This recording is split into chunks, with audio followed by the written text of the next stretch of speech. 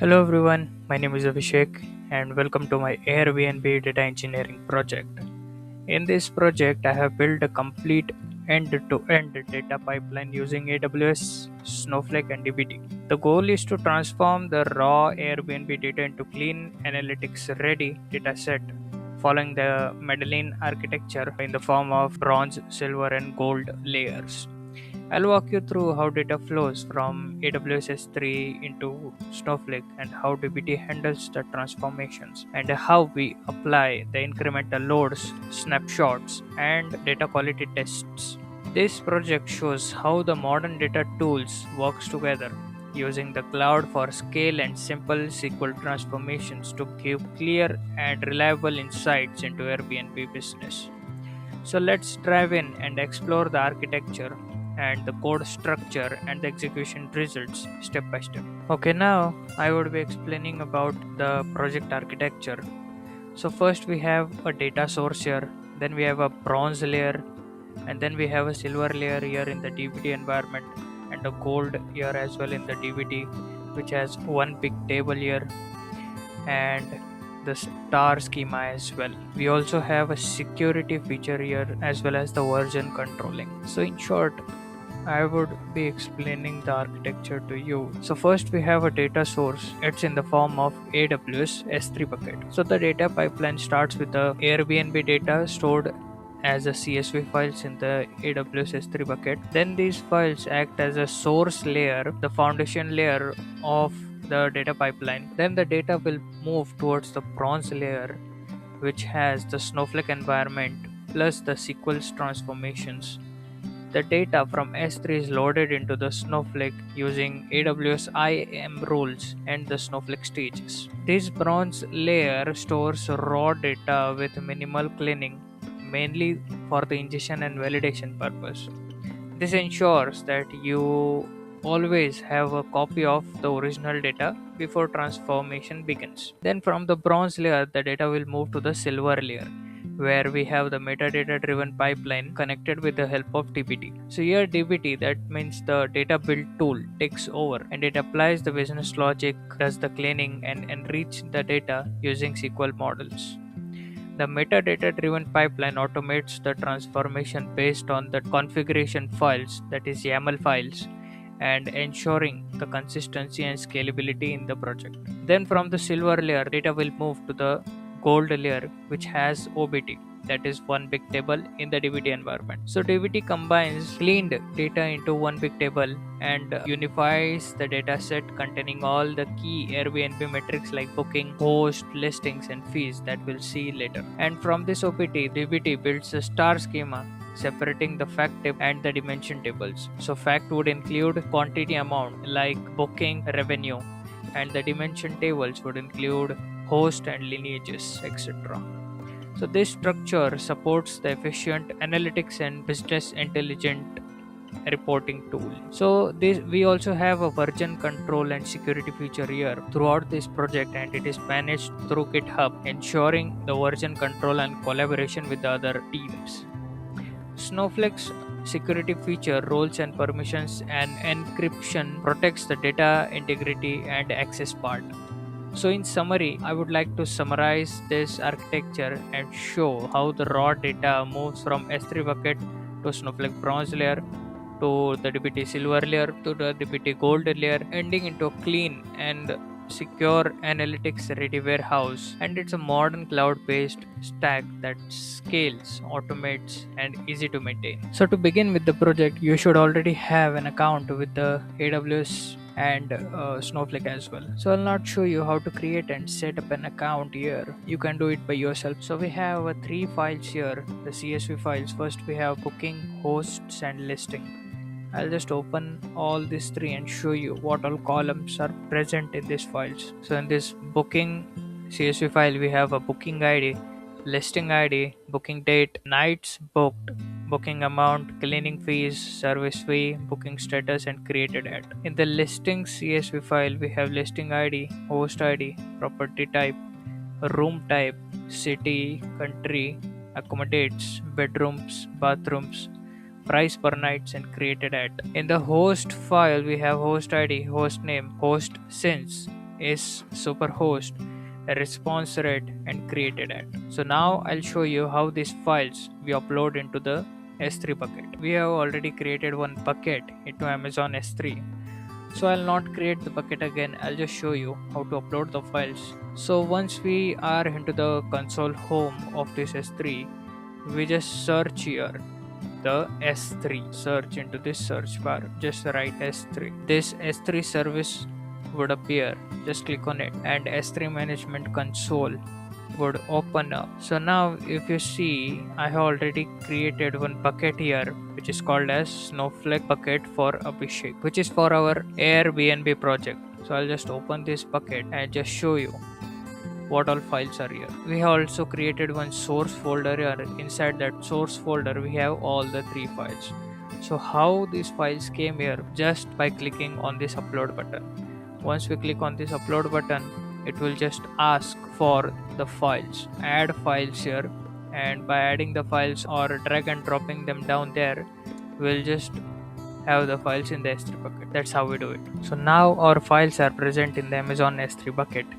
Now we have to create a Snowflake stage tables. Come to the Snowflake and we'll write a statement. It would be a DDL statement for creating the table. So we'll create a table host here, listing the second one, and the third one would be the booking table. So these are the columns which are present in the Excels. For example, this is the booking Excel. So these are all the columns present in the booking Excel, and the same column should be present here while creating a table. For example, hosts will just open the host file side by side. Host ID is here, which is in the format of number. So this is the host ID, which is number. Second one is a host name, which is string. Second is a host name, which is string. Host super is there, which is boolean, which is true or false only. A response rate is there, which is in the form of number, and created date, it is the timestamp. So the timestamp would be here, and the primary key for this would be a host ID. So this is the primary key for the host table. Similarly, we did for the listings and bookings as well. So now if you see, we just have created the tables here, but data has not been loaded into this table. So now we'll load the data into these tables by creating a stage. Now we will see how the stages are created in Snowflake. Now we have created all the tables here, but the data is not present in these tables. That's because we have not loaded the data yet. So we will just create a file format here first. So all the files which are present in our S3 bucket are in the format of CSVs, that is comma separated files. Create file format if not exist, which is the CSV format. The type of this CSV format is CSV. The file delimiter is comma, that is a comma separated file. We will skip the header because the headers are already created by us while creating these tables. And if we don't use this skip header, that means there would be a 2 headers here, because the headers are also present in the CSV files, and error on column count mismatch is false. We have kept it as false. So now we will check the format by running this statement show file formats. So it will show you the file format was created on this date. It is the file, the name of this format is CSV format. It is present in the Airbnb database. The stage of this is staging. The type is CSV. I am the account admin here. Owner type is the role. Now we will create a stage here, and the stage would be pointing towards the S3 bucket, which would be an external stage. So now the stage is created. No stage successfully created. So we have named the stage as Snow Stage, which takes the CSV format as an input and the URL from the S3 bucket. So we will open the S3 bucket here, all the files which are present here, and we'll just copy this copy URL. Our S3 URL has been copied, and we'll just paste it here and run this statement. So it will create a snow stage here. So how to check the snow stage is successfully created or not? We will run this statement snow stage. It will show you the created on date, the name of the snow stage, which is in the database called Airbnb. The schema name is staging.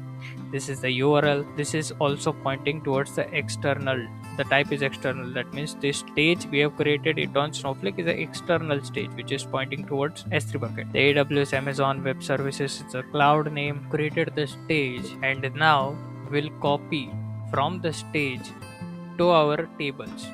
So this is a command, copy into this table which we have created earlier from our stage, and the file would be the booking.csv file, and these are the credentials for my S3 bucket.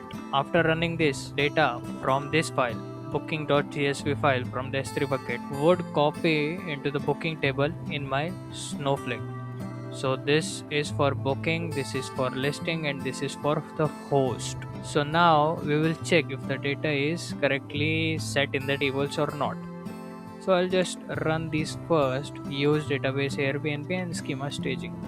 And now I'll check one by one. Airbnb staging.host. See, the data is present in the table. For listing, the data is present in the table for listing as well. And for the bookings, yeah, we have the data in the bookings. Now we have done the setup and installation in the VS Code as well.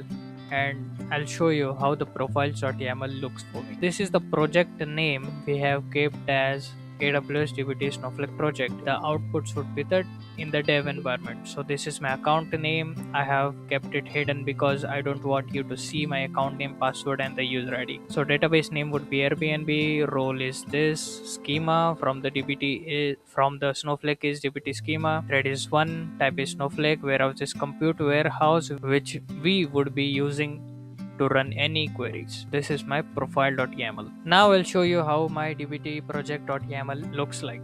So the name of my project is AWS dbt Snowflake project. The version is of course 1. The profile is this. The profile which we set in the profile.yaml should also be kept here.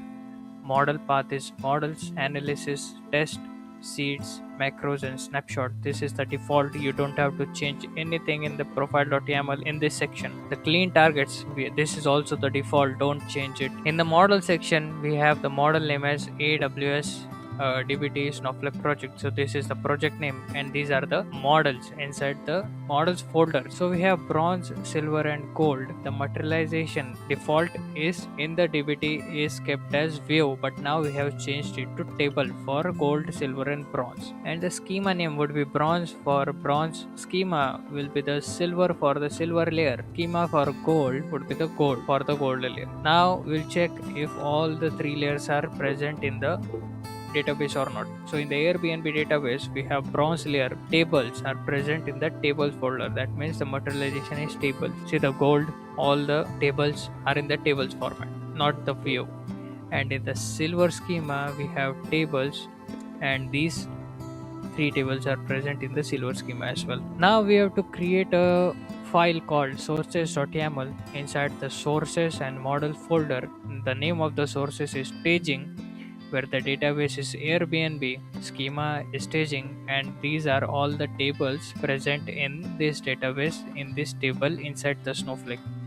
So basically it's like giving a map to the dbt to the source tables which are present in the Snowflake. So this sources tells you that you are listing a data source. This name staging will give an example that a source name is staging, and the schema where your data lives. The database name is Airbnb. That means the data is stored in the Snowflake database, which is named as Airbnb. We have already created it on Snowflake. The schema name is staging, which is present in Snowflake. These are all the tables. The list of actual tables dbt will use this listing, booking, and hosts. Now we will go to the bronze folder. So in the models, we have created a folder called bronze. Inside this bronze folder, we have created bookings, host, and listings SQLs. That means these are the models. So I'll just explain you how this model behaves and what it does. So we have set the configuration of the bookings.sql as incremental. So the materialization is incremental. That means if a new load comes or any changes in the database comes from the source, it will just adapt the changes and do the changes accordingly in the bronze folder. It will not just load entire data from the database. It will load only the incremental changes. Incremental tells dbt that don't rebuild the whole system every time. Just add a new row when the model is run again. And this select star from source, staging, comma booking, pulls all the data from the booking table in the staging schema. On the very first run, it will load everything. But when this is run, so this is a part when only the DPT is going to do an incremental update or incremental change in bronze booking table. It checks if the last created date already exists in the table, then it will just load the rows that were created after that date. If the table is empty, then it will use this date as a default starting point and just load everything. We have done for the bronze host as well and bronze listing as well. Suppose you want to build a custom schema in dbt, then this is the syntax for it. This is the format. You have to create a new file in the macros folder and give it any file name .sql, and this is the code for the custom schema name. So if we don't write this, what would happen? These are the schemas in SQL. Those are gold, silver and bronze. This is gold, silver and bronze.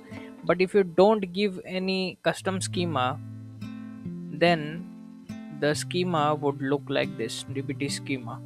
And if you provide a name bronze in front of it, then the schema name by default would be dbt schema bronze, dbt underscore schema underscore bronze, and inside those folder we would have table, views, anything. This is the custom schema. So dbt uses a default macro called generate schema name to determine a name of a schema that a model should build in. So below is the code representing the default macro logic. So this is the macro logic. So if you don't provide this till this underscore, then it would be a custom schema. But if you provide all this information, all this code in this file in the macro folder, then it would be a default schema, which is dbt underscore dbt underscore schema underscore the name which you want to provide. Then we have another file called multiply.sql that I have created. This is how the syntax looks like in a macro. We initialize a macro.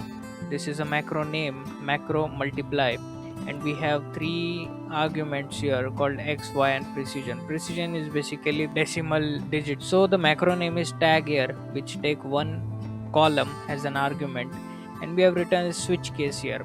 So if the column has less than 100, then it is low. If the column is greater than 100 and in between 200, that means greater than in between 100 and 200, then we call it as medium, otherwise it is high, and we end the macro like this. Then we have a trimmer macro here. It trims blank values beside the name or the column name. So we have initialized a macro here, macro trimmer. This is the name of the macro. Column name is taken as a positional argument here, and column name trim and upper, which also converts the column name into uppercase, and here we end the macro. This is how we have created these 4 files in the macro folder. We'll talk about the silver folder. We have silver booking, silver host and silver listing, where we will transform the data in some other way. We have data in bronze and then the data moves to silver. So suppose the data currently is in the bronze booking, where everything is selected, that is select star, means all the columns and all the rows of this booking file is selected from staging. In the configuration we have set the materialized as incremental, that means only the updated data or the newly rows will be inserted in the silver booking table, and the unique ID would be silver booking. Then we are selecting all the columns which we want to select in the form of transformation. So we are selecting booking ID, listing ID, booking date, service fee, cleaning fee, booking status and created date. This column is a amount column, is a derived column which is getting derived from nights booked and booking amount. So if we multiply the booking amount with the nights booked and 2 is the precision, we would get a total amount for those specific nights, and we are referencing this from the bronze booking macro. We already know that we have macro called multiply, and that takes 2 positional argument and 1 precision. Similarly, silver host would take the similar config, and we are selecting all the columns which are required, and we are replacing the host name and we are replacing the value of space with the underscore. That means the new host name would come up as host underscore name. Host since as host since is super, so response rate as response rate, and case when the response rate is greater than 95, then excellent response rate for that specific hotel. When a response rate is greater than 80, then it is average, sorry, good. When the response rate is greater than 60, then we will call it as average, else poor. And as response rate quality, so all these we are determining in the form of response rate quality. And created at column we are also fetching here. All these columns we are fetching it from the bronze host table, and we are doing an incremental updation here. So if the load is incremental load, and where the created ad is greater than the maximum of the created ad in the that table, and which is also comparable to 190101 from this means this macro, then only do the update here. Else will not do the updation. So now we'll talk about this obt means one big table. So this file obt.sql defines our gold layer obt model in dbt. It dynamically joins all the silver layer tables such as booking, listing, and host into one unified dataset using Jinja template. Nothing but it is just joining these three tables using Jinja. That's why we are calling it as big table, one big table. So here we are setting up some configurations here. In this block we are creating a list of dictionaries called as configs, and each dictionary describe one set to include in the OBD. This is a full table in Snowflake, that is Airbnb.silver booking. We are selecting whole table here. Columns means which column to select from a table, silver booking. Alias is a short name used to join the table. It is same, we have kept it as table name only. This join condition here means how this table wants to connect with the other tables using some unified listing ID, host ID. Now building the select statement.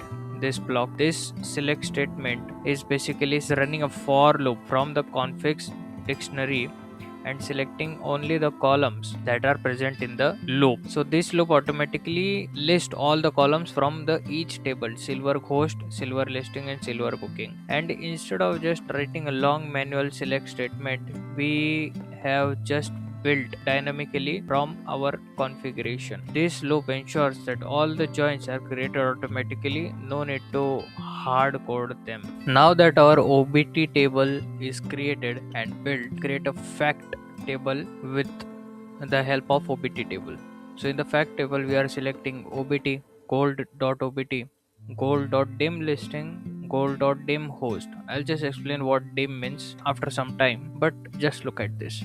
We are selecting a table called OBT here, and we are just selecting all the columns which has numbers in it: booking ID, listing ID, host, amount, service fee, cleaning fee, accommodation, bedrooms, bathrooms. This is number of bedroom, number of bathrooms, price per night, response rate, and all the columns which are present in dim listing and dim host, just for the reference, because these are dim tables. These tables doesn't have a quantity value in it, they are just for the information purpose. And we are selecting config 0 means, because this is a dictionary, the index of this dictionary would be 0, 1, and 2. So config 0 means 0th index value of this config dictionary. We are selecting all the values from this, and we are joining it. We are running a for loop and joining first and second index left join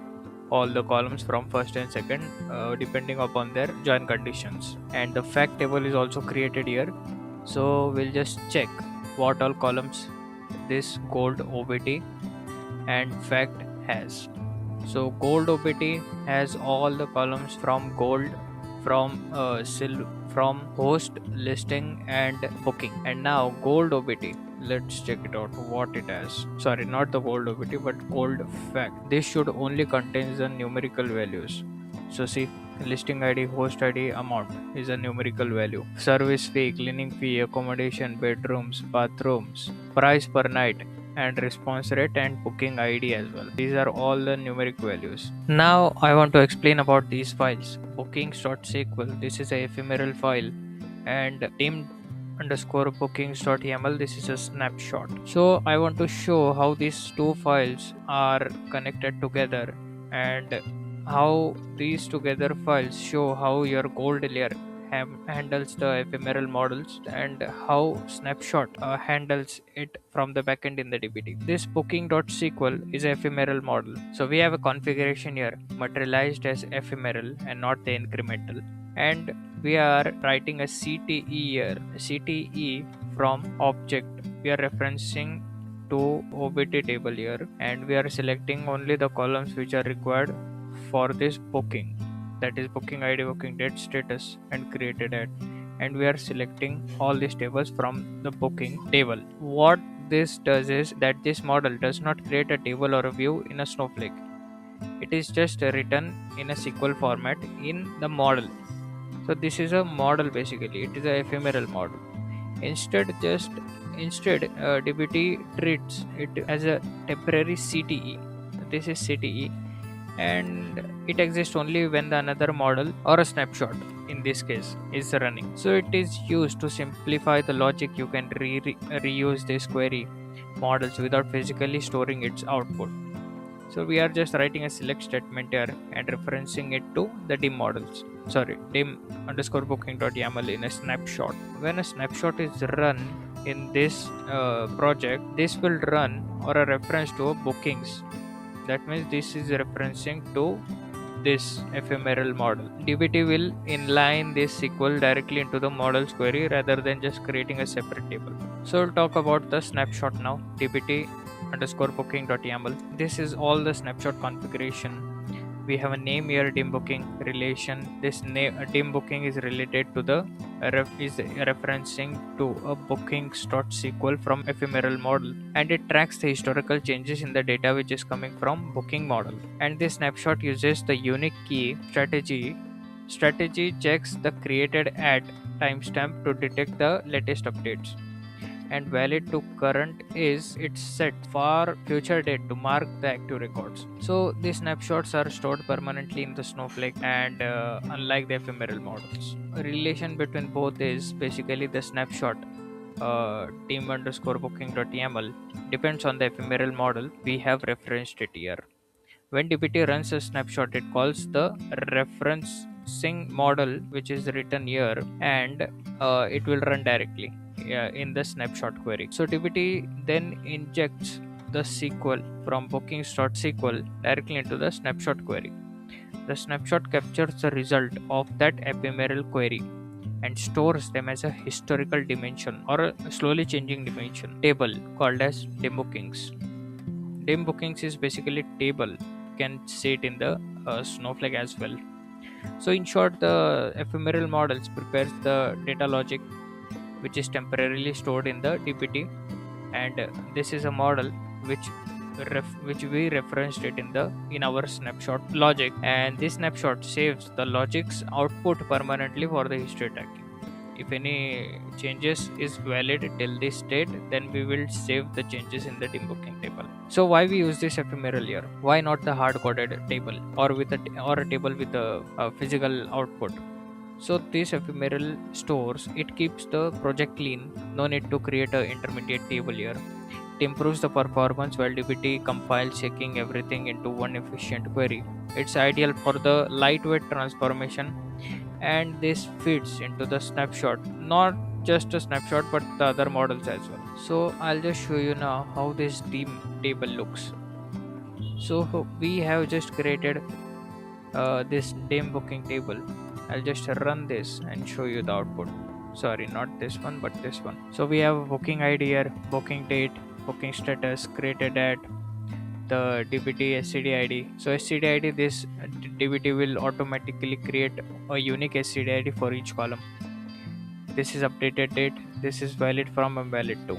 These columns are selected only on the basis of the selection we have selected from here, nothing apart from this.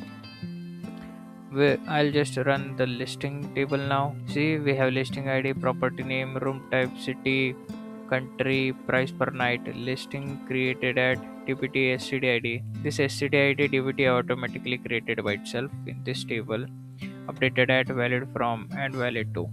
Since we have created booking and dim booking.yaml, similarly we will create for host and listing as well. I have already created here. Same thing in the snapshot, dim underscore host and dim underscore listing. We'll just change the model here, the name here, and the unique ID, the listing created date. Here we would be having created date, and the dim host we have host created date. Everything will be same apart from this. Now I would like to talk about the test folder in the dbt. So we have created a file called source underscore test.sql under this test folder, which will test something. And if you run this file and found any row or a result with something written in that means the dbt project has is failed. So for example, we have a booking amount in the booking table, and we have selected select one from this table, bookings table, where booking amount is 0. So since booking amount cannot be 0, this will not show any result. For example, if we write it as booking amount less than, sorry, booking amount less than 200, sorry, booking amount greater than 0, so this will show result, right? Booking amount will be of course greater than 0 in the table, so this will show result. That means this source test file has failed the project. So since we have taken a realistic example showing that the booking amount cannot be negative, that means this will pass. So if you run this test, for example, we just compile this first and I'll just show you what it looks like after the compilation. See, we are selecting one from Airbnb stage booking where amount is 0. Now what is this? Config severity warning. So this tells how dbt how serious the result should be. If the result finds any problem, the dbt will show a warning instead of just failing or erroring out the whole project for the whole run. Severity could be error or a warning. So we can also use error if we want the pipeline to stop when the bad data appears while running this code. That is all for the sources. Now we'll talk about the dbt documentation part. So dbt provides a very highly labeled document, which it can create by using a local host link.